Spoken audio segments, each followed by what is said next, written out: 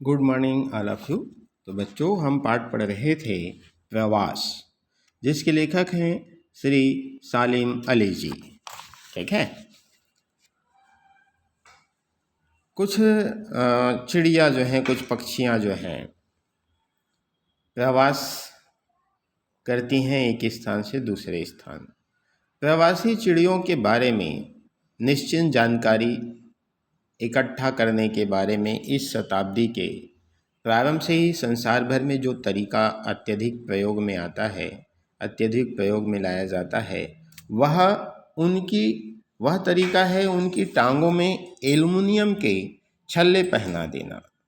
चिड़ियों को पकड़कर छल्ला पहनाया जाता है और उन चिड़ियों का छल्ले के आधार पर रजिस्टर लिखा जाता है और फिर छोड़ दिया जाता है।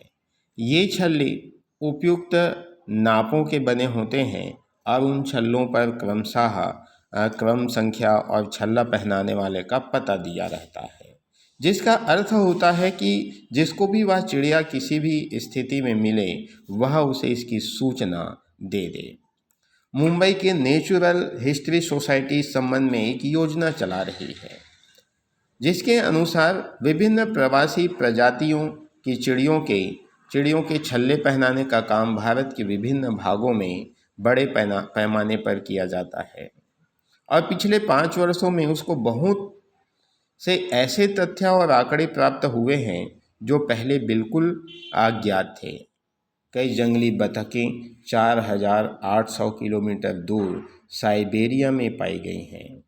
विभिन्न प्रजातियों के दूर दूर पहुंचने और पाए जाने से संबंधित बहुत सी उपयोगी जानकारी इकट्ठी होती जा रही हैं। छल्लों पर लिखा है नेचुरल हिस्ट्री सोसाइटी मुंबई को सूचना दें और साथ ही क्रम संख्या भी दी जाती है।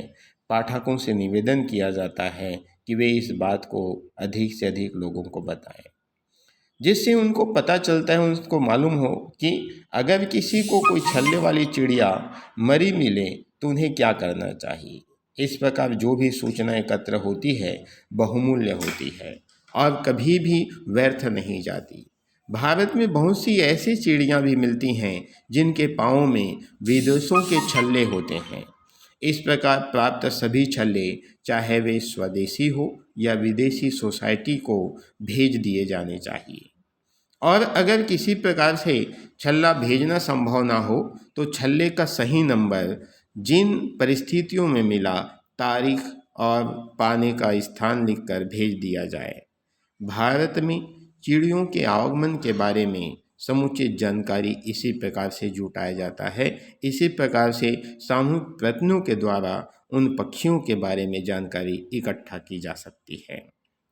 वास्तव में एक सरल और एक अच्छा कारगर उपाय है छल्ला पहनाना। उस छल्ले के माध्यम से हम अनेक चिड़ियों का अध्ययन कर सकते हैं, उनकी दूरी तय करने की कारण जान सकते हैं, उनकी दूरी कितना दूरी तय करके वो प्रवास के लिए जाते हैं, यह भी हमें पता चलता है। तो बच्चों, ये पाठ आप समाप्त हो गया। धन्यवाद।